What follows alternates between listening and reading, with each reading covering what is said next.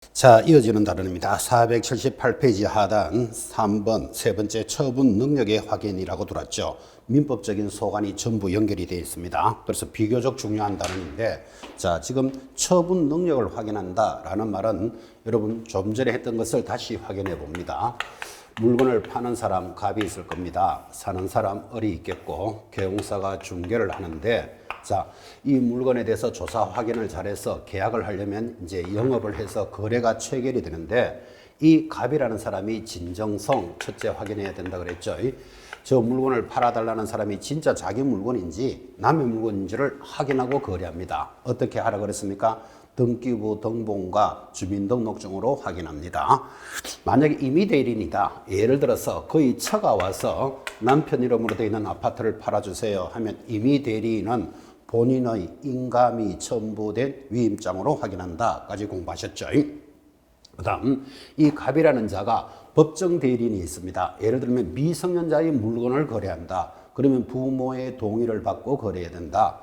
살짝 웃는 사람, 하늘 보고 1시간씩 웃는 자를 피한정 후견인, 살짝 가는 사람 말고 완전히 가는 사람을 피성년 후견인인데, 이런 자들이 거래를 할 때는 후견인하고만 거래한다. 그때 후견인인지 여부는 무엇으로 확인한다? 가족관계 등록부로서 진정성을 확인한다를 공부하셨다면, 자, 이제 진정성이 확인이 됐으니까 처분할 능력도 확인하라. 이렇게 돌았습니다. 자, 처분할 능력에는, 인간들의 능력에는 크게 의사 능력과 행위 능력이 있습니다. 그러면 처분할 능력을 확인하라라는 표현은 의사 능력과 행위 능력을 확인하라라는 취지인데, 사실은 권리 능력이라는 것도 있습니다. 그래서 여러분들이 민법에서 능력은 세 가지를 배우는데, 우리는 권리 능력을 확인하라는 이야기를 안 하죠. 왜 그런가 하면 권리 능력은 인간이 태어나서부터 죽을 때까지 가지는 능력이니까, 인간이면 가지고 있는 능력을 권리 능력이라 합니다. 여러분들은 권리 능력이 있을까요? 당연히 있지. 인간이니까. 그죠? 태어나서부터 죽을 때까지 능력을 권리 능력이라 하고, 이 권리 능력이 있는 자가 법률 행위, 법을 행할 수 있습니다. 등기도 될 수 있고. 자, 그래서 권리 능력은 인간이 가지는 능력이니까 계용사가 이 두 사람이 인간이 아닌지 고양이가 아닌지 이런 걸 확인할 필요는 없죠. 인간하고 거래할 거니까. 자, 그래서 권리 능력은 확인하려는 말은 없는데, 의사 능력과 행위 능력은 확인해야 된다라고 출발을 하고, 시험에서 이렇게 들어옵니다. 의사 능력이 있으면 행위 능력을 갖추고 있다. 이렇게 들어오면 OX. X입니다. 반대로 하겠습니다. 행위 능력이 있으면 의사 능력을 갖춘 것이다. O입니다. 자, 그럼 뭐를 묻고 있는가 하면 능력의 범위를 알고 있느냐 이렇게 묻는 거예요. 자, 이 능력의 범위가 어렵거든. 지금부터 이렇게 기억을 합니다. 의사 능력은 5살이 가지는 능력이고, 행위 능력은 19살이 가지는 능력이다. 우리끼리 이렇게 약속을 해보자고요.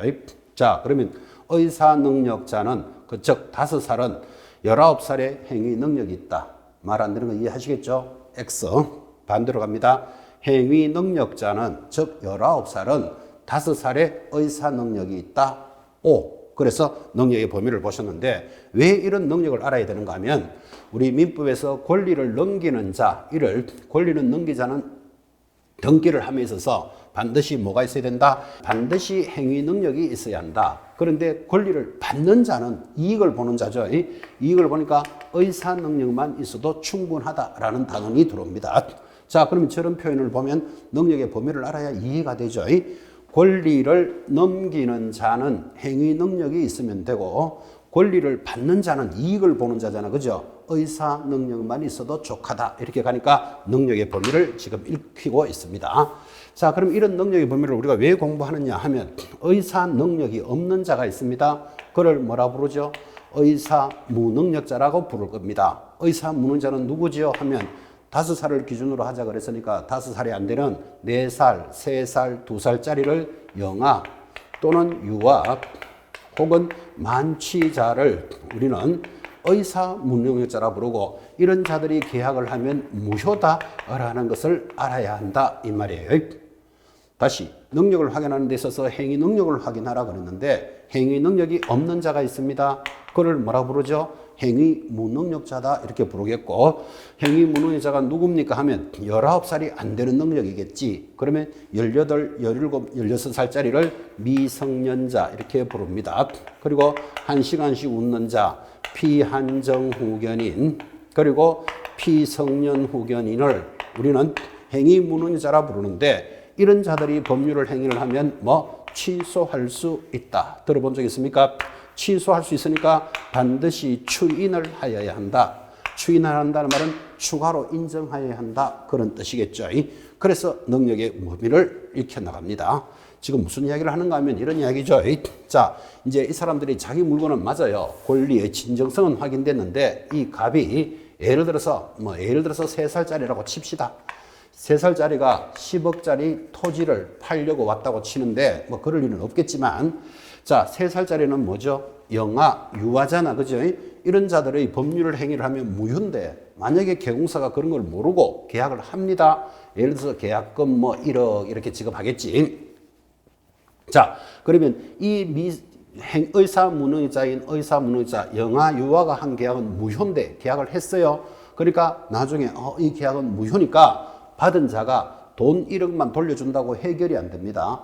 매수자는 이 돈 1억을 지급하기 위해서 은행에 대출받았고 대출받은 이자는 누가 부담해야 되는데 이런 손해가 발생한다니까요. 그러면 개공사가 확인하지 않고 거래했으니까 손해배상 책임을 져야 되겠지. 그래서 이런 수업을 하는 거라고요. 영아, 유아하고 계약할 일이 있겠나마는 법률적으로 알으셔야 됩니다. 그래서 영아, 유아의 법률 행위는 무효고 여기 만취자는 사실상 만날 수도 있겠죠. 3살짜리, 2살짜리와 여러분들 계약하겠나마는 만취자는 보통 술에 취한 자다라고 보는데 술에 취한 자가 아니고 정확하게는 약물이 과다하게 투입된 자, 약물이 과다하게 투입된 자인데 술에 취한 자는 알코올이 많이 들어가 있는 자겠죠. 그런데 여러분 이런 거 들어보셨죠? 빈속에 감기약 먹고 혼몽했다 이런 말 들어봤습니까? 만약에 그렇게 혼몽한 상태에서 나 계약했다 그러면 그 계약은 무효가 될 수 있다는 것도 익혀 놓으셔야 돼요. 그래서 의사 무능력자의 법률 행위는 무효 이 말을 익히셔야 됩니다. 자, 이번에는 행위 능력인데 미성년자 피한정 피성년 후견인데 자, 이 갑이 나이는 13살이에요. 근데 10억짜리 토지를 팔려고 왔다. 미성년자의 재산을 거래하는 것은 자주 시험에 나옵니다. 자, 미성년자가 오면 거래를 하면 어떻게 한다? 취소할 수 있다 그랬잖아. 그죠? 미성년자가 마음대로 재산을 거래한다는 건 부담스럽다는 건 이해하시죠? 그래서 추인을 하는데 추인은 누가 해야 된다? 부모의 동의를 받아야 된다라고 이야기하고 자, 이 자가 나이는 43살, 꽃다운 43살인데 하늘 쳐다보면 1시간씩 웃습니다. 그를 피한정 후견인 하루 종일 입 벌리고 웃습니다. 피성년 후견인이 계약을 체결하러 왔다. 그럼 저자들이 거래를 하면 재산을 탕진하거나 낭비할 수가 있다고 인정되죠. 그래서 취소할 수 있으니까 뭐 해야 된다? 추인하여야 한다. 추인은 누가 한다 그랬죠? 후견인의 동의를 받고 거래해야 된다라는 것들이 처분할 능력이었습니다. 자, 교재 한번 봅시다. 478페이지 하단 1. 매도인이 자연인이라면 자연인은 여러분과 저와 같은 개인이라면 기억, 권리 능력이나 의사 능력이 없는 자의 법률 행위는 무효가 된다. 여기 아까 권리 능력 살짝 했죠. 권리 능력은 당연히 인간이 가지는 능력입니다. 보니까 권리 능력이 없는 자는 무효라는 것은 상시고 줄 것입니다. 옆에 의사 능력이 없는 자의 법률 행위는 무효. 그때 의사 능력은 뭐라고요? 의사 무능자는 영아, 유아, 만취자다 그랬죠. 니은 그때 제한 능력자의 법률 행위는 자, 제한 능력자를 뭐라 부른다? 행위 무능력자라고 부릅니다. 거기 같이 적어놓으면 좋겠죠. 민법에서는 행위 무능력자를 다른 말로 제한 능력자, 능력을 제한받는다라는 뜻이에요. 제한 능력자의 법률 행위는 줄 것입니까? 언제라도 취소할 수 있다. 까지 줄거놓고 따라서 개공사는 제한 능력자와 거래를 할 때는 미성년자 등입니다. 원칙적으로 이들의 법정 대리인과 계약을 하거나 법정 대리인의 동의를 받아서 계약을 체결해야 된다. 이렇게 나갑니다. 지금 설명 다 됐죠? 그때 특별히 D것 피성년 후견인은 하루 종일 입 벌리고 웃는 자예요. 다음 경우에는 법정 대리인의 동의를 받아도 확정적으로 유효한 법률 행위를 할 수 없으므로 피성년 후견인과의 계약은 피하고 줄 것입니다. 그의 법정 대리인과 거래 계약을 체결해야 한다. 그게 좀 비교적 중요하죠. 자, 미성년자나 피한정 후견인은 추인을 하면 되는데 피성년 후견인은 추인을 받아도 법률 행위를 할 수가 없다. 그래서 피성년자의 법률 행위는 누구하고만 해야 된다? 후견인하고만 거래해야 된다. 이게 비교적 중요한 표현이에요. 그래서 여기를 의미 있게 보셔야 됩니다. 제일 밑에 하나 줄 거고. 자, 오른쪽으로 올라가면 법인인 경우에 역시 다 했습니다. 코롱 주식회사가 뭐 공장을 팔려고 왔다. 자, 매도인이 법인일 경우에는 그 법인의 법인격의 유무, 대표자의 처분 권한 유무 등을 역시 법인 등기부를 통해서 조사하는데 법인 등기부 등본에 대표이사 누구 이런 권리관계가 나타나고 법인은 법인 등기부를 통하여 공시를 하기 때문에 경우사 반드시 법인 등기부를 통해서 확인합니다. 아까 했죠? 진정성을 확인할 때는 이 사람의 등기부를 떼보고 등기부에 갑이라고 나타나면 본인인지 여부는 주민등록증으로 확인한다 그랬잖아. 그죠? 자, 만약에 근데 코롱 주식회사가 공장을 팔려고 왔다. 그러면 법인은 법인 등기부가 있다니까요. 법인 등기부 등본을 떼고 그다음에 대표이사의 인감 이런 것들이 나타나겠죠. 그래서 진정성을 확인하는 문제는 개인이나 법인은 같습니다. 자, 이번에 4번 공동소유 재산일 때는 경우사는 무엇을 확인해야 되느냐 이런 문제가 들어왔습니다. 공동재산도 비교적 시험에 잘 들어오죠. 자, 민법의 소유권에서 배우지만 공동소유다라는 표현은 이렇게 갑니다.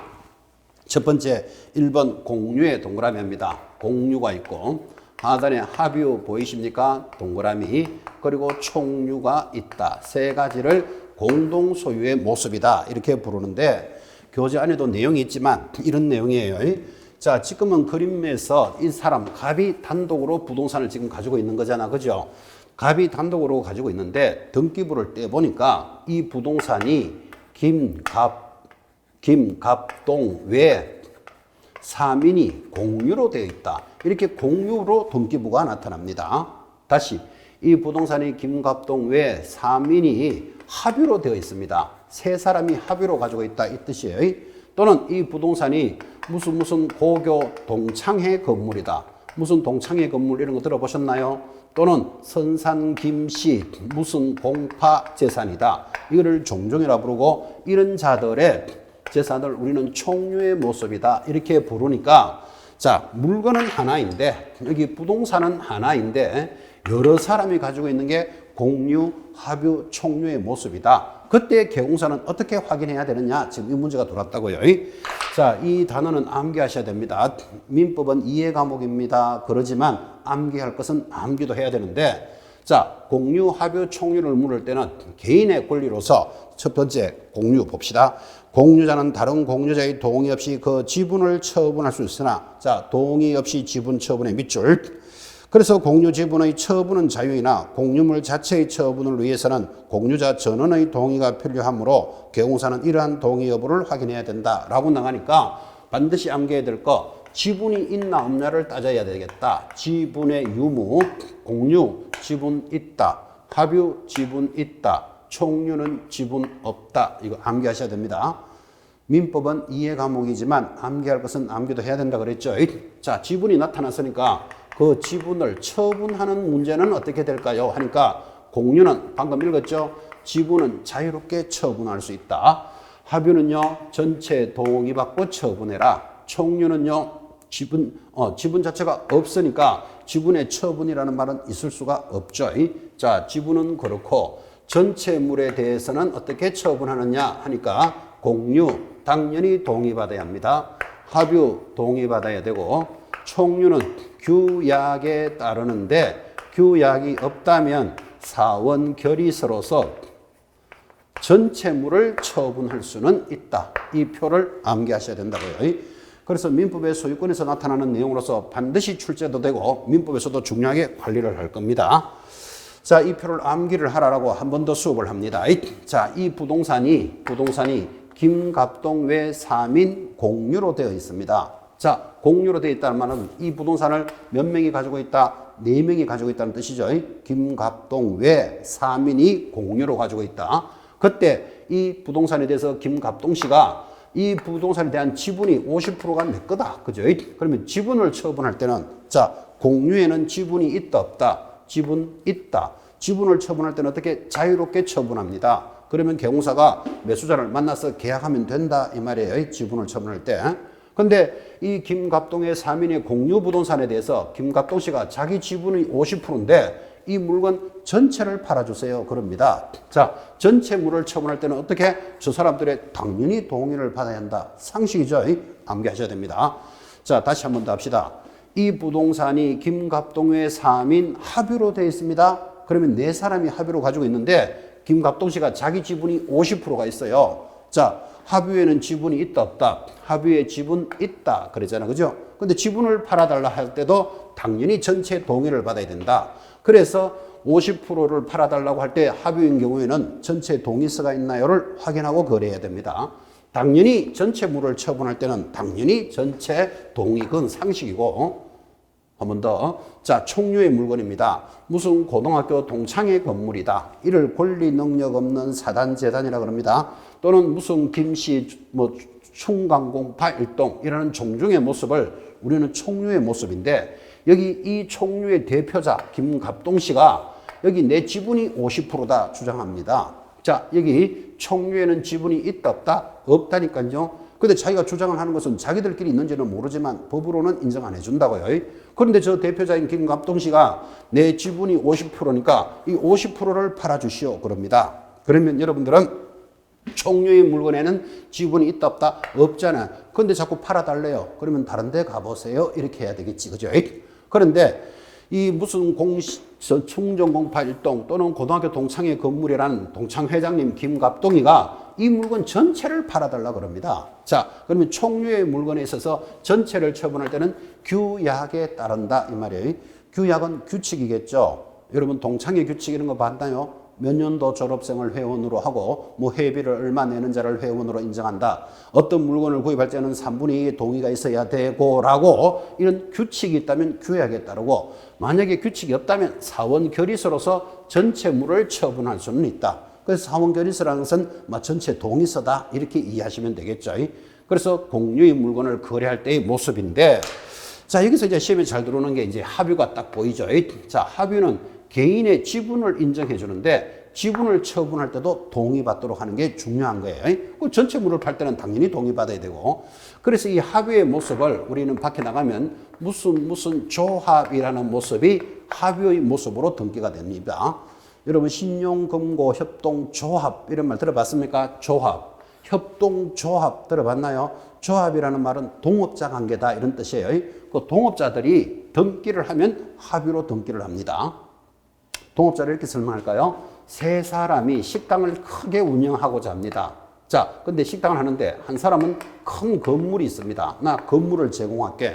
한 사람은 나는 거기에 경비, 인건비를 제공하겠다. 세 번째, 나는 음식을 만드는 기술을 제공해 주겠다. 이렇게 동업할 수 있겠죠. 여러분 빌딩도 크게 있는 사람이 음식도 잘 만들고 돈도 다 있고 이럴 수는 없잖아. 그죠? 그래서 있는 사람들끼리 뭐 한다? 우리 동업하자. 나 건물을 제공하겠다. 나는 인건비는 내가 책임지겠다. 그 다음에 기술, 음식을 만드는 기술은 내가 제공하겠다. 하고 세 사람이 식당을 하는 것을 동업한다 그러잖아. 그죠? 그러면 각각의 자기 지분들이 있으니까 지분을 인정해 주는데 건물을 가지고 있는 자가 나 지분을 마음대로 팔겠어. 그러면 지분을 마음대로 처분해 버리면 두 사람은 된다는 거 이해하시겠죠? 그래서 동업자 관계는 지분을 팔 때도 동의받도록 합니다. 그래서 하뷰는 동업자 관계다. 사회에서 표시는 무슨 조합으로 나타나고 그때는 동업자 관계는 지분을 인정해 주지만 지분을 처분할 때도 동의받도록 했다는 이야기를 이해하시고 전체물을 처분할 때는 당연히 전체 동의 상식적으로 이해하시겠죠. 이런 공동소유의 모습이 그죠? 지금은 법률적으로 누가 얼마를 가지고 있느냐 지금 이런 이야기를 하고 있지만 실제 사회생활에서는 이렇게 만날 수도 있습니다. 여기가 길입니다. 주택집이 있다 치죠. 주택이 있는데 자, 여러분 보다시피 이 사람 A와 B 사람 사이에 공터가 있습니다. A, B가 만나서 소주를 한잔 하면서 이럽니다. 야, 요 땅을 우리 둘이 같이 사서 우리 두 사람의 주차장 용도로 사용하자 하고 합의를 볼 수 있겠죠. 그래서 너도 돈 50% 내고 나도 50% 내서 같이 사서 우리 두 사람의 공동 주차장으로 사용하자라고 이제 돈을 내고 땅을 샀다면 A가 B에게 묻습니다. 야, 공유로 등기할까? 합의로 등기할까? 이렇게 묻는다니까요. 그럼 이렇게 묻는 이유가 뭐죠? 공유로 등기한다는 말은 야 우리가 50%라는 지분을 인정해 주면서 지분은 자유롭게 처분하도록 하자. 근데 전체를 팔 때는 당연히 동의받도록 하자라는 뜻이 공유로 할까 이렇게 묻는 거예요. 근데 합의로 할까 이 말은 뭐죠? 지분은 50%를 인정해 주되 지분을 처분할 때는 두 사람이 동의를 받아야만 처분하겠다 그런 뜻이죠. 전체 처분은 당연히 동의고. 그래서 A가 B에게 야 등기를 공유로 할까 합의로 할까 이렇게 물으면 여러분들은 뭘로 해야 될까요? 여러분이 B라면 공유할까요 합의할까요 물으면 여러분 뭘로 해야 되죠? 자유롭게 하면 돼요. 공유하면 되고 합의해도 되는데 공유로 한다는 뜻은 뭐다? 각각의 지분을 인정하되 지분은 내 거니까 마음대로 처분하자 이런 뜻이잖아요. 지금 합의를 하자는 말은 지분을 인정해 주되 서로 동의를 받아야 되니까 B가 뭐 공유하자 합의하자 알아서 하면 돼요.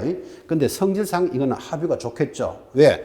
자기 지분을 자기가 팔고 그냥 가버리면 남은 거 가지고 집 차를 한 대 못 세울 수도 있는 거잖아요. 지금 그죠? 그래서 우리 두 사람의 차 세우는 주차장의 목적이니까 이거는 지분을 인정해 주되 자기 지분을 팔 때도 동의받도록 해주는 게 좀 합리적이겠죠. 그래서 어느 걸로 선택하겠냐는 알아서 하면 된다니까요. 그래서 공유, 합의라는 말이 어떻게 움직인다를 의식해보라고 책한 거고 여기 총류의 물건에 대해서 사원 결의서라는 말이 또 의미가 이런 거겠죠. 여러분 예를 들어서 그죠? 이 부동산이 뭐 김해 김씨 무슨 공파 일동재산입니다. 김해 김씨 종중이죠. 권리 능력 없는 사단재단은 총류인데 지분은 인정 안 된다 그랬잖아. 그죠? 지분은 안 되는데 전체물을 처분할 수도 있다. 그러면 현실에서 이렇게 만나겠죠. 여기 종중 대표자 김갑동 씨가 이럽니다. 내 지분이 50%다. 그 지분을 팔아주세요 하면 지분은 인정 안 된다 그랬잖아요. 그래서 파는 것도 없는데 전체물을 처분할 수도 있다. 그래서 현장에서 이 종중재산을 잘 거래해 주면요. 종중재산은 이렇잖아요. 100억의 임야를 팔았다. 그럼 그 돈을 가지고 우리 자손들의 뭐 기숙사를 하나 만들자 해서 또 땅을 구입하게 된다니까요. 그래서 종중재산을 잘 관리하면 일거리가 계속 유지되니까 여러분이 현장에서 종중재산, 총류의 재산을 만났을 때는 전체물은 규약에 따르고 규약이 없으면 사원결의서로 합니다. 이렇게 이야기하면 종중 대표자 무슨 말인지 못 알아듣잖아. 그죠? 그러니까 이 정도는 설명을 해줘야 된다고요. 자, 종중에 규칙이 있나요? 그럼 규칙을 하나 복사해 오세요. 그렇게 하든지 규칙이 없나요? 그러면 사원결의서를 가져와야 됩니다. 그 사원결의서가 뭡니까 하면 이 정도는 설명할 줄 알아야 안 되겠습니까? 자, 여기에 무슨 동의서 이렇게 적습니다. 그리고 뭐 소재지는 그리고 면적은 우리 무슨 공파 일동은 위 부동산을 처분하기로 결의합니다 하고 도장 딱 찍겠죠. 이 종중이 있다는 건 종중인이 있다는 뜻이에요. 그리고 여기에 동의하는 후손들 이름 적고 도장을 적는 게 이게 사원결의서예요. 전체 동의서인데 자 이때 이 동의서를 많이 찍어줄수록 이 서류는 신뢰성이 더 높아지겠죠. 그래서 최대한 좀 많이 받아오세요 이렇게 해야 된다고. 이게 전체 동의서다 그죠? 그리고 만약에 이름 적고 나무 도장 딱 찍어버리면 신뢰성이 떨어진다는 것도 이해하시죠? 그래서 이름 적고 도장 찍은 사람이 뭐도 첨부해라, 인감도 첨부해라. 그러면 더 서류가 성실해지겠죠?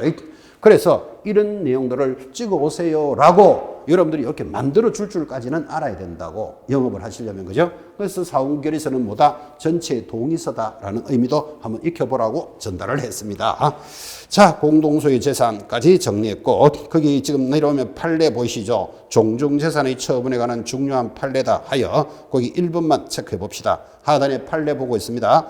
종중소유 재산은 종중원의 총류에 속하는 것이므로 그 관리와 처분에 관하여 먼저 줄 것입니다. 종중규약이 정하는 바에 따라야 하고 규약이 우선이다 이 말이에요. 규약이 따라야 되는 바에 의하고 만약에 비록 종중대표자에 의한 종중재산의 처분이나 하더라도 이러한 절차를 거치지 아니한 행위는 무효라 할 것이다. 그래서 종중재산은 규약에 따르는 게 우선인데 만약에 규약이 없다면 사원결의서로도 가능하다. 사원결의서는 전체 구성원들의 동의서다라고 익히시라 그랬습니다.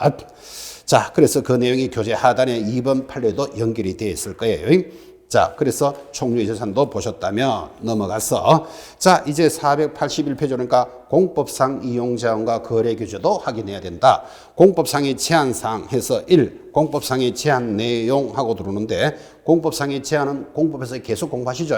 한 장 넘겨보시면 공법의 제한이 두 개가 있습니다. 482페이지 상단에 3번 공법상의 이용제한. 자, 이용제한의 동그라미.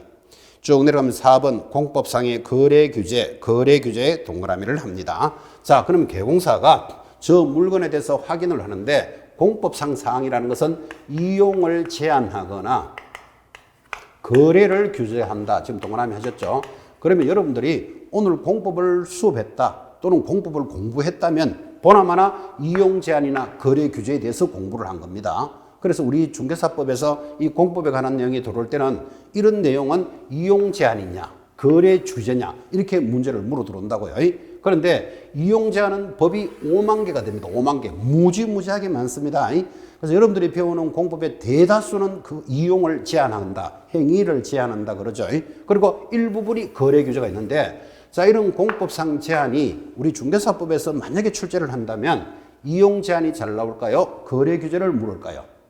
당연히 거래 규제를 물어야지. 우리는 물건을 중개하는 사람, 거래하는 사람이잖아요. 그죠? 그러면 거래 규제만 딱 잡아버리면 나머지는 이용 제한이다. 이렇게 가시면 된다고. 그래서 항상 거래 규제에 초점을 딱 맞추는데 자, 거래 규제가 뭘까요? 하니까 4번 공법상의 거래 규제.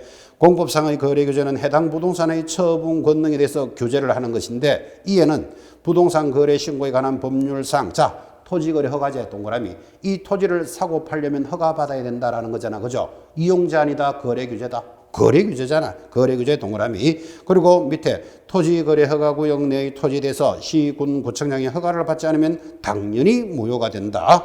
그리고 두 줄 내려오면 또한 그 밖에도 곧 공부하겠지만 농지법상의 농지취득 자격증명제 동그라미. 자, 농지취득 자격증명제가 뭐죠? 이 농지를 소유하려면 농사를 짓겠다는 표시, 그를 농지를 취득할 수 있는 증명인데 농취증이라고 부릅니다. 자, 이것도 거래를 규제하는 거죠. 사고 파는 것을 제한한 거지 이용을 제한하는 내용이 아니잖아. 그죠?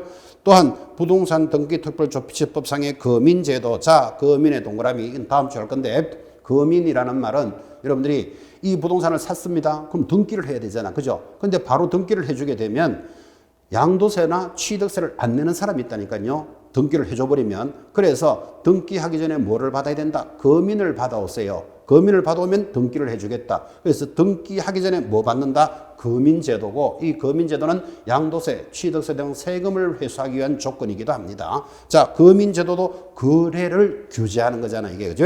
그래서 거민제도 동그라미. 바로 밑에 주택법상의 투기과열지구 동그라미. 투기과열지구 옆에 줄 있죠? 줄 것입니다. 분양권 전매의 제한. 분양권 사고 파는 것을 제한하는 것을 뭐 투기과열지구라고 합니다. 자, 서울은 25개 구가 모두 투기과열지구입니다. 그러면 분양권을 거래할 수 없다 이런 뜻이에요. 지금 동그라미 한 것들이 뭐다? 대표적으로 우리 법에서의 거래 규제입니다. 자, 사고 파는 것을 제한한다 이 말이잖아. 그죠? 토지거래 허가제, 그죠? 농지취득 자격증명제, 거민제도, 그 다음에 투기과열지구 이런 것들은 거래를 규제하는 겁니다. 그 다음 나머지는 전부 이용 제한이니까 대표적으로 여러분 공법에서 건폐율, 용적률 이런 거 공부해 보셨습니까? 자, 일정한 내 땅에 80%만 집을 지어라. 5층까지만 올려라. 그걸 건폐율, 용적률이라 그러잖아. 그죠? 이런 것들은 뭐를 규제하는 겁니까? 이용을 제한하는 거고 행위를 제한하는 거지 거래 규제하고는 관련 없죠. 그래서 개념을 딱 잡고 이용 제한은 너무너무 양이 많습니다. 우리 여러분들이 배우는 부동산 공법의 규제 말고도 부동산에 관련되지 않는 공법의 규제도 많다니까요. 그래서 공법상 규제는 이용 제한, 거래 규제인데 거래 규제는 사고 파는 것을 제한하는 것이다. 그거 하나를 체크하셔야 됩니다. 자, 정리됐고 오른쪽 가면 483페이지 대표적으로 농지법상의 농지취득 자격증명제가 이제 따라오죠. 역시 농지법 공법에서 공부합니다. 그때 농지취득 자격증명제가 제일 중요한데 농지는요. 일반인들이 능력이 있다고 아무나 그 농지를 가질 수는 없다 이렇게 돼 있고 농지는 농사를 짓는 사람만이 가질 수 있습니다. 그래서 농지는 중요한 거래 규제가 따라오죠. 오른쪽 483페이지 총칙 여기에서 정하는 정의 이런 것들은 농지법이니까 가볍게 보셔도 됩니다. 자, 우리 농지에 대해서는 이거 새학년이 시험에 들어옵니다. 484페이지 거기 상단에 7조 찾았습니까? 농지의 소유상한이라는 제도가 있는데 자, 소유상한이라는 것은 농사를 짓는 사람만이 가질 수 있다 그랬잖아요. 그런데 농사를 안 짓는 사람도 가질 수 있도록 해줍니다. 그걸 소유상한이라 그럽니다. 다시 농사를 짓는 자는 예전에는 이랬어요. 5만 제곱미터만 소유할 수 있다. 이랬어. 왜? 농지는 능력이 있다고 아무나 많이 가지고 있으면 국가에 식량을 제공하는 농지는 무기가 될 수 있다니까요. 그래서 아무리 능력이 있더라도 5만 제곱미터를 초과할 수 없다라는 내용이 폐지가 됐습니다. 그 말은 농사를 짓는 사람은 얼마든지 가지고 있어도 돼. 왜? 이제 물밀듯이 FTA 이런 거 들어보셨죠? 외국과의 거래를 하려면 물밀듯이 농산물이 막 싸게 들어오는데 우리는 조그만하게 농사를 지어서는 대응이 안 된다니까요. 그래서 크게 지을 수 있도록 소유에 대한 상한을 폐지했습니다. 농사를 짓는 사람은 얼마든지 가질 수 있다. 이렇게 됐는데, 그런데 여기 농지는 일일은 사람은 세 가지만 소유를 해야 된다라고 들어오니까 실무에서 시험이 잘 들어오는 거예요. 자, 소유 상한제 한번 봅시다. 옆에 1번 상속으로 농지를 취득한 자, 상속 동그라미 하시고 바로 밑에 1만 제곱미터를 기억합니다. 상속이라는 건 이거잖아요. 시골에 있는 아버지가 농사를 짓다가 사망하셨어요. 그런데 아들은 도시에 생활해요. 농사 안 짓잖아요. 근데 너는 농사를 안 지니까 이 땅을 가질 수 없다. 이건 또 웃기는 이야기잖아. 아버지가 돌아가셨는데, 그죠? 그래서 상속은 얼마까지 가질 수 있다? 1만 제곱미터를 소유합니다.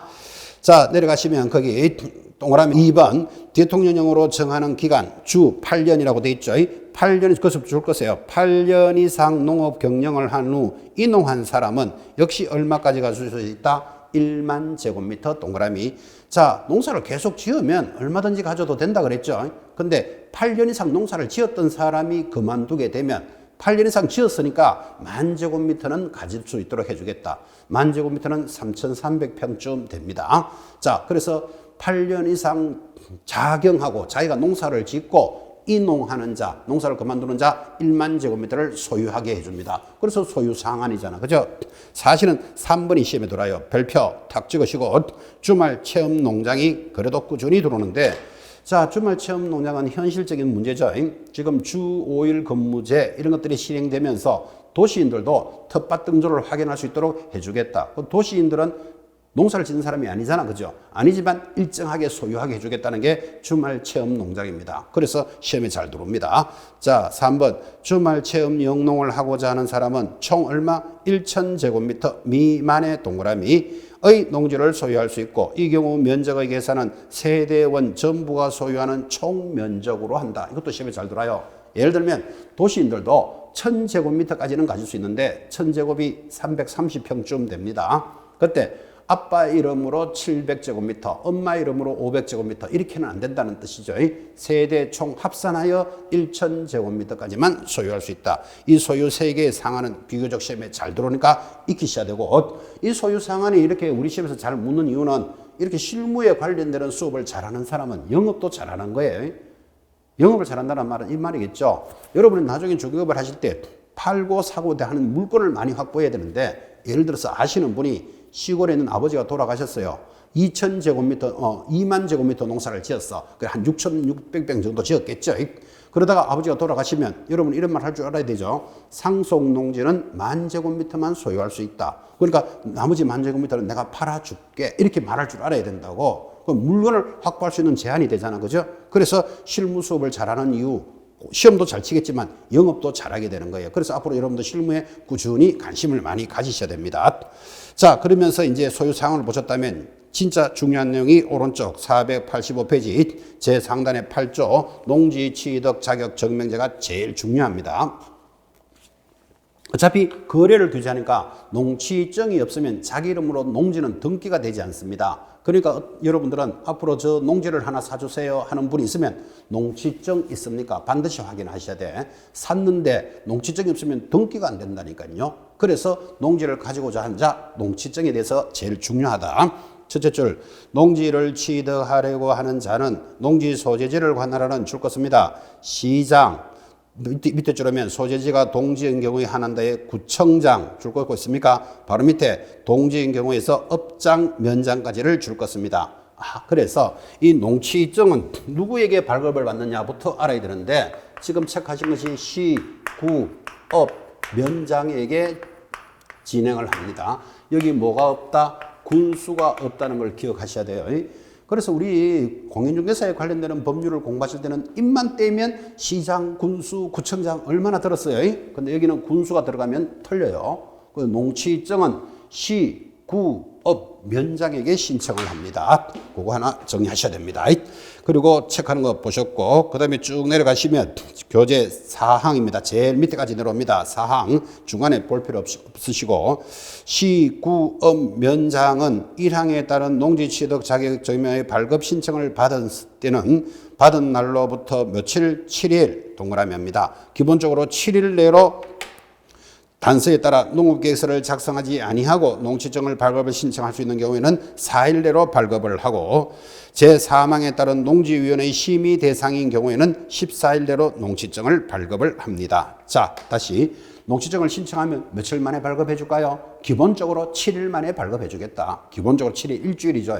그런데 농업경영계획서가 없는 경우에는 이랬어요. 그럼 농업경영계획서는 이렇잖아요. 내가 농지증, 이 농지를 사서 농사를 짓겠습니다라는 계획서가 들어와야 농지증을 발급해 주는데 농업경영계획서는 아주 꼼꼼하게 적어야 되겠죠. 예를 들어서 이 농지를 사서 고추 300포기를 심고 노동력은 어떻게 제공하고 이안기 몇 대를 사서 어떻게 농사를 짓겠습니다. 이를 농업경영계획서라 부르고 이 농업경영계획서가 없는 것은 며칠 만에 발급해 주겠다? 4일 만에 발급해 주겠다. 그럼 대표적인 게 이런 거죠. 여러분 주말 체험 농장 들어보셨죠? 좀 전에 1000제곱미터를 소유할 수 있다 그랬잖아요. 그죠? 그러면 주말 체험 농장을 소유하는 자는 전문 농사꾼이다? 아니다? 전문 농사꾼이 아니잖아. 그러면 농업경영계획서 제출할 필요 있다 없다? 없어. 그런 사람은 4일 만에 발급해 준다. 그 뜻이에요. 그 농업경영계획서가 없는 것은 4일 만에 발급을 해 주는데 바로 밑에 사망에 따른 농지위원회 심의 대상. 자, 농지원들이 저 사람이 진짜 농사를 지을 사람인지 안 지을 사람인지 심의를 해봐야 되겠다. 그럼 심의하는 시간이 있어야 될 거 아니라 그죠? 그래서 심의를 위해서는 얼마? 14일 내로 농지증을 발급해 줍니다. 이게 이번에 신설됐기 때문에 익히셔야 됩니다. 자, 다시 농지증은 누구에게 신청한다? 시, 구, 업, 면장에게 신청하는데 신청할 때는 농업경영계획서가 들어가야 된다니까요. 그러면 며칠 만에 발급해주고 7일 만에 발급해주는데 대표적으로 주말 체험 농장과 같이 농업경영계획서가 없는 것은 며칠 만에 발급해주고 4일 만에 발급합니다. 근데 농지위원들이 심의를 해야 되는 게 있다. 뭔가 저 사람 농사 진짜 지을까 안 지을까 그죠? 그 농지위원들이 심의를 하려면 심의하는 시간이 있어야 되잖아. 그죠? 그래서 14일 내로 발급해 줍니다. 이번에 신설된 내용이니까 익히셔야 됩니다. 그게 농지청에 대한 연구였고 한 장 넘기시면 486페이지 거기 상단에 8조 2항 농업경영계획서의 보존기간이 이번에 들어옵니다. 자, 농업경영계획서가 들어왔으면 농지를 투기의 목적으로 못 쓰게 하려고 그런 거예요. 그래서 시구업면장은 농업경영계획서를 몇 년간 보존합니까? 10년간 보존한다 정도는 익혀 놓으셔야 됩니다. 자, 그 다음에 이제 넘어가면 관련되는 게 농지의 위탁경영 이런 거 보이시죠? 위탁경영은 아십니까? 뭐 예를 들어서 내 농지를 저분이 농사를 짓게 하고 1년에 쌀을 몇 가마니 받겠다. 이게 농지의 위탁경영이죠. 위탁경영에 관한 것 참고로 읽으시고 자, 오른쪽 487페이지에 보면 제2절 농지의 임대차가 들어옵니다. 그 임대차에만 줄 하나 끄시고 이제 다음 주에 공부합니다. 주택임대차, 세입자를 보호하는 법이죠. 상가에 들어가는 상가임대차, 상가임차인을 보호하는 법이겠죠. 그렇게 임대차 보호법을 배우는데 주택임대차는 세입자를 몇 년 보존해 주죠? 얼마 동안 살 수 있도록 할까요? 2년. 근데 이번에 개정되기를 플러스 2년을 더 살 수 있습니다. 상가는 몇 년? 1년. 그런데 상가는 권리금 이런 것들을 회수할 수 있는 시간을 첫 해를 포함해서 9년, 그러니까 10년의 범위 내에서 인정해 주는 게 기간입니다. 그럼 지금 농지임대차 줄 딱 껐잖아요. 그러면 내 땅을 저 사람이 농사를 짓게 하는 건 기본적으로 몇 년이다? 3년이다. 그렇게 되어 있습니다. 그래서 거기 농지임대차법 등 옆에다가는 3년 기준 이렇게 하나하나 적어 놓으시고 그 다음에 주택임대차와 상가임대차를 공부하고 나시면 이제 그것에 대한 대항력 이런 것들을 공부할 거예요. 지금은 그 정도만 체크하시면 됩니다. 그 내용이 488페이지 하단의 24조에 나타납니다. 자, 488페이지 하단 제24조 2항 임대차 기간 그때 제23조 1항에 의한 임대차 기간은 몇 년으로 한다? 3년으로 한다. 그게 중요해요. 3년에 동그라미 딱 찍어 놓습니다. 자, 임대차 보호법 그 정도만 보시면 됩니다. 이제 넘어가시면 490페이지 제일 하단 어쩌면 가장 중요한 것 농지 취득 자격 증명제 이 부분이 제일 중요합니다. 다시 한번 별표 찍으시고 여러분이 부동산 공법을 공부하실 때도 농지법은 제일 끝에 있습니다. 그래서 농지법은 뭐 2문제 정도 나오니까 사실상 공법에 공부할 때는 제일 끝에 미뤄져 있고 뭐 각자 보다시피 하는데 그때 공법에서도 출제가 된다면 가장 중요한 게 지금 보고 있는 농지 취득 자격 증명이 중요합니다. 자, 지금부터 공법 공부합니다. 1번 농취증을 면제해주는 토지가 있습니다. 아까 했잖아요. 농지를 소유하려면 반드시 농취증이 있어야 된다 그랬잖아. 그죠? 근데 없어도 되는 경우가 있다니까요. 딱 보면 어떤 걸까요? 기업, 국가나 지자체가 농지를 취득합니다. 여러분 국가나 지방자치단체가 농지를 취득할 때 투기 목적이 아니다. 절대로 투기 목적이 아니겠죠. 이런 거는 농취증 없어도 해준다 이런 뜻이겠죠. 마찬가지 2번 상속농지. 아까 했잖아요. 시골에 있는 아버지가 돌아가시는데 도시에 있는 아들은 농사를 안 짓는데 상속을 받는데 야, 네 농취증 있어야 된다. 그럼 농취증 없다면 그건 등기 안 해준다는 게 웃기는 이야기잖아. 상속이 안 된다는 말이 되잖아. 그죠? 상속농지 없어도 되죠. D, 것, 담보농지도 밑줄 닦았습니다. 자, 농지를 담보로 해서 받는 것은 주로 농협입니다. 자, 농협에서 저 농지를 담보 잡고 돈을 빌려줬는데 저 담보농지에 대해서는 농취증이 없어도 소유하도록 해줍니다. 안 그러면 그렇게 안 해주면 돈 안 갚아준 사람이 돈을 받아낼 방법이 없잖아. 그죠? 담보농지, 농취증 없어도 되죠. 리얼 별표입니다. 농지 전용 협의가 완료되었습니다. 자, 농지 전용 협의, 거기에 동그라미 놓고 리얼의 별표죠. 옆에 받아쓰기 하기를 신고 X, 허가 X를 적어 놓으셔야 됩니다. 무슨 말인가 하면 농지 전용 신고를 했거나 허가를 받은 자는 농취증 있어야 됩니다. 지금 없어야 되는 건 협의를 완료했다 그랬잖아요. 그죠? 그래서 농지 전용 협의의 별표 그리고 동그라미 하셨는데 이런 뜻이죠. 나는 이 농사를 짓지 않고 뭐 양계장을 하겠어. 뭐 닭을 키우겠어. 버섯을 키우겠어. 그러면 농지로서 사용하지 않겠다. 그죠? 그러면 농지를 전용하겠다고 신고가 됐거나 허가를 받았더라도 농취증은 있어야 돼요. 근데 지금 뭐라고요? 농지 전용 협의가 완료되면 없어도 된다. 작은 차이를 구분하셔야 됩니다. 자, 미음 공유 농지를 분할합니다. 이것도 상식 아닙니까? 자, 농지 하나에 여러 사람이 가지고 있는 것을 공유 농지랍니다. 그럼 첫 번째 공유 농지를 가질 때 벌써 농취증을 가지고 있었으니까 소유했을 거 아니라, 그죠? 그리고 별도로 농취증 없어도 된다. 비업, 농업법인이 합병으로 농지를 취득합니다. 농업법인이라는 것도 거의 국가급이죠. 예를 들면 농어촌 공사 이런 말 들어보셨나요? 농어촌 공사가 합병해서 농지를 소유할 때 굳이 농취증이 있을 필요 없다. 그 다음 시효의 완성 밑줄 긋고 통상적으로 20년 동안 공연하게 가지고 있었던 자 시효가 완성되면 농지를 소유할 수 있는데 20년 전부터 가지고 있던 거라니까요. 그러니까 새삼스럽게 농취증 없어도 되겠죠. 자, 그러면 농취증이 면제되는 경우 기역부터 시효까지가 나오는데 그렇게 어려운 내용은 아닙니다. 의식을 딱 해보면 이런 것들은 투기의 목적으로 사용하지 않거나 20년 전부터 가지고 있던 것을 새삼스럽게 농취증을 가지고 오라 할 필요는 없다. 그래서 면제되는 경우를 보셨고, 이제 동그라미 2번이 그래도 중요합니다. 공법에 관련되는 내용으로서. 자, 도시 지역 내 줄 거 볼까요? 주상공업지역에 지정된 농지와 녹지지역 중 도시계획 사업에 필요한 농지는 농취증이 없어도 농지를 취득할 수 있다. 그거 줄 닦아놓고 중요합니다. 녹지지역 내 농지 중 도시계획 사업에 필요하지 않은 농지는 당연히 농취증이 있어야 한다. 이게 무슨 말인가 하니까 여러분 앞으로 도시지역이라는 말이 공법에서 나오면 저절로 기억해야 되는 말이 주, 상, 공, 녹, 기를 생각하셔야 됩니다. 자, 앞으로 도시지역 하면 뭐를 생각한다고요? 주, 상, 공, 녹, 기 저절로 나와야 됩니다. 여러분들이 지금 계시는 이 서울은 도시지역일까요? 아닐까요? 우리나라에서 제일 큰 도시지역이죠. 서울에 사시는 분은. 그럼 이 서울 말고를 도시 외 지역이라 그러겠지. 그죠? 그러면 도시지역에 사는 사람들은 반드시 어디에 살고 있다? 주, 상, 공, 녹, 기에 살고 있다니까요. 주가 뭐죠? 주거지요. 아마 여기 나오실 때 여러분들이 자기 집에서 나왔다면 아마 거기 주거지일 겁니다. 거기 아파트 단지는 주거지요. 그런데 강남에서 자기 집이 있는 사람도 있죠. 상업지역일 겁니다. 보나마나. 공단지역에서 출근하는 사람도 있죠. 공단지역에. 공업지역이 있겠지. 그 다음에 녹지지역, 뭐 남산공원 이런 데도 집이 있는 사람 있잖아요. 그럼 녹지지역에서 오는 사람도 있겠지. 이런 주상 공로구를 지정 안 했으면 기타 지역이라 그래요.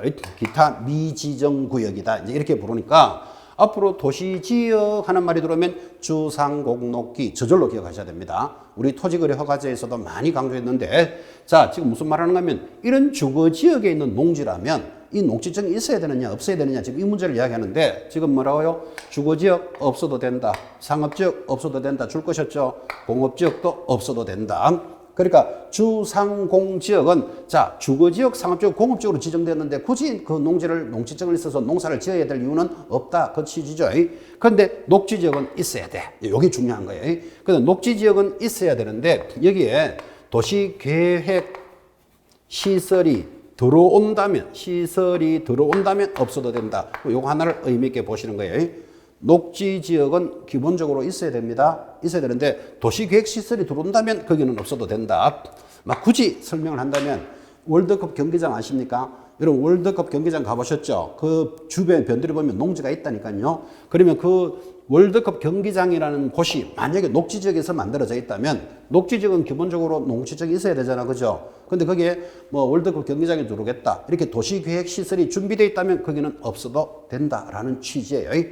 도시지역 하면 주상공 녹기부터 기억해 놓고 주상공은 없어도 되는데 녹지지역은 기본적으로 있어야 한다. 근데 계획시설이 들어온다면 없어도 된다는 취지를 익히셔야 됩니다. 바로 밑에 동그라미 3번도 실무적으로 중요합니다. 부동산 거래 신고 등에 관한 법률에 따라 토지 거래 허가 구역에 있는 농지에 대해서 줄것입니다. 토지 거래 허가를 받았다면 농지증은 면제된다. 이것도 어떻게 익히셔야 되는가 하면 토지 거래 허가는 공법상 규제 중에서 제일 센 놈입니다. 그 제일 센 놈을 받았다면 약한 놈은 다 받은 걸로 해주는 거예요. 그러니까 토지 거래 허가는 전부 다 면제된다고 기억하시면 돼요. 토지 거래 허가를 받았다면 모두 다 면제된다. 뭐 첫째, 지금 하자는 농지증 면제된다. 그죠? 두 번째, 뭐 그 옆에 적으셔도 좋습니다. 거민도 면제된다. 거민도 안 받아도 돼. 세 번째, 경매도 면제된다. 이 세 가지를 익히셔야 됩니다. 경매는 왜 면제할까요? 경매가 어디서 일어난다? 법원에서 일어나잖아. 그죠? 그럼 법원은 국가기관이잖아요. 국가기관이 파는 게 경매 물건인데 거기 토지거래 허가 받을 필요는 없다. 그런 뜻이에요. 국가가 투기할 목적으로 하는 건 아니니까 그런 뜻입니다. 자, 그러면 토지거래 허가를 받았다면 웬만한 거 다 면제. 자, 지금 우리가 하고 있는 농지증 면제, 거민 면제, 그리고 경매도 면제입니다. 그런데 또 하나 해야 되는 거 있다 그랬죠. 토지거래 허가를 받아도 뭐는 해야 된다 그랬죠. 부동산 거래 신고는 해야 한다. 그게 시험용이라 그랬습니다.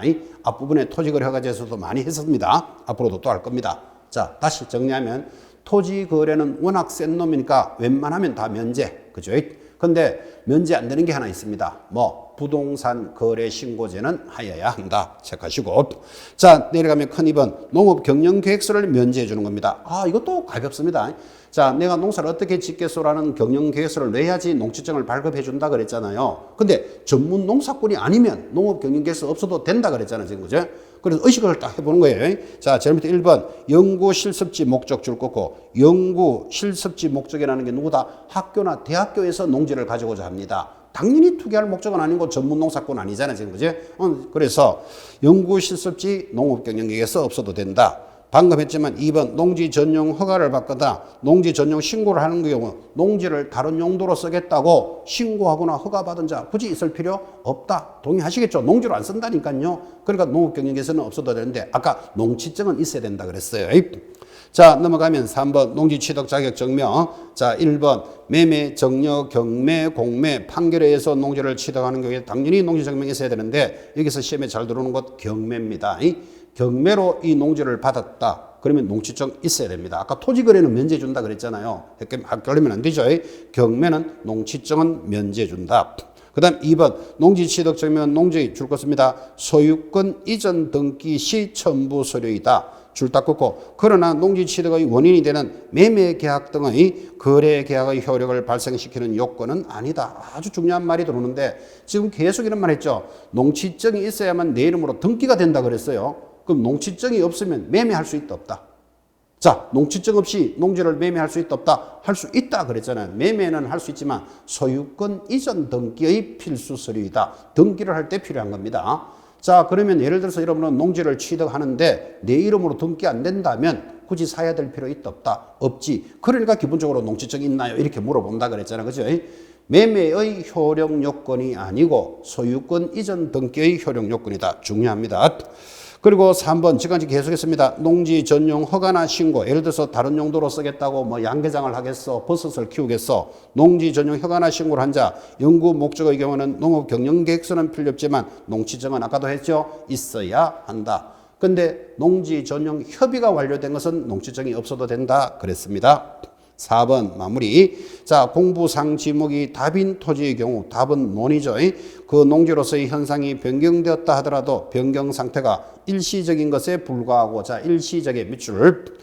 농지로서의 원상 회복이 용이하게 이루어질 수 있다면 그 토지는 여전히 농지법에 의해서 농지에 해당한다. 그러니까 지목이 답이에요. 그럼 농지잖아요. 근데 이게 일시적으로 다른 용도로 쓰고 있다면, 언제든지 원상 회복할 수 있다면 그것은 농지로 본다라는 취지. 그것까지 판례입니다.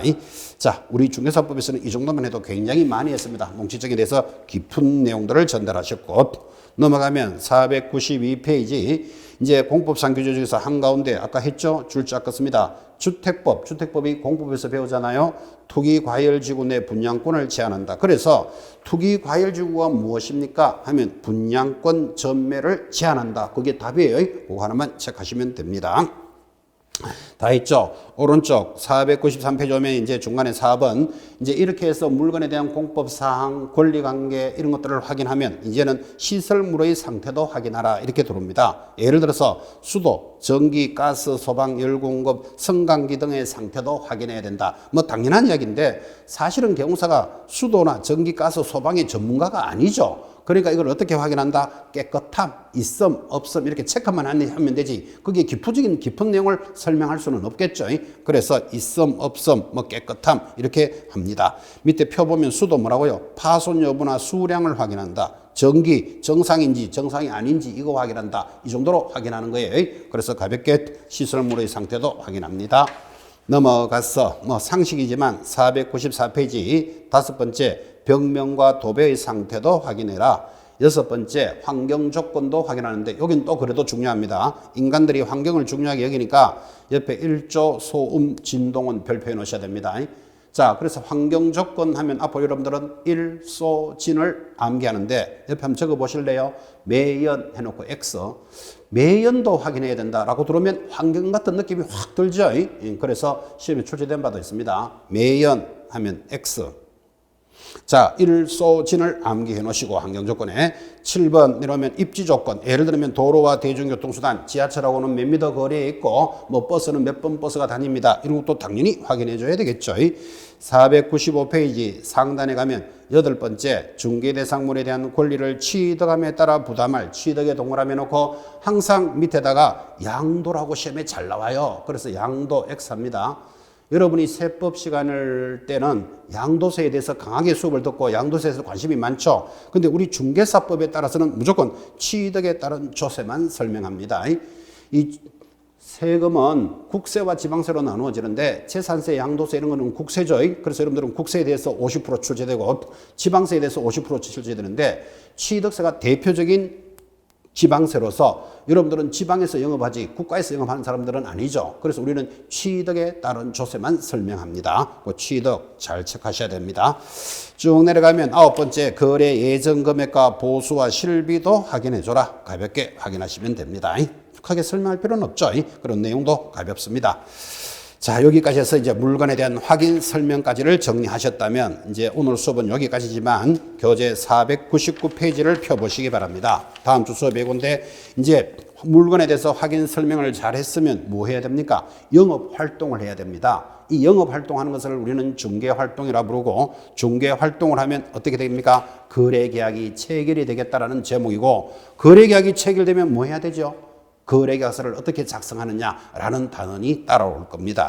그래서 오늘은 물건에 대한 확인 설명까지 했고 타 과목에 관련되는 민법사항, 공법사항 이런 것들이 많이 연결되어 있죠. 등기법에 관련되는 내용도 진행이 됐습니다. 자, 건강관리 잘 하시고 다음 주에 영업활동과 계약의 체결로서 만나겠습니다. 수고하셨습니다.